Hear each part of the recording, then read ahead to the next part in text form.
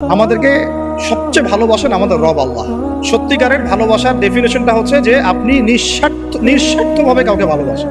আশপাশে যারা আছে, যারা হালাল, ইভেন হালাল, আমার মা, আমার বোন, আমার বাবা, আমার স্ত্রী, আমার ছেলে, আমার মেয়ে, এরও যদি কখনো স্বার্থে আঘাত পড়ে, দেখবেন সেও আপনার পাশ থেকে সরে যাচ্ছে।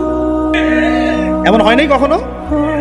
আপনার বন্ধু, আপনার ব্যবসার পার্টনার, আপনার বস, আপনার কলিগ, ওদের সাথে আঘাত হলে ওরাও সরে যাচ্ছে পাশ থেকে, জিগরি দোষ সরে গেল পাশ থেকে। ভালোবাসা দুই প্রকার। বলেন কয় প্রকার?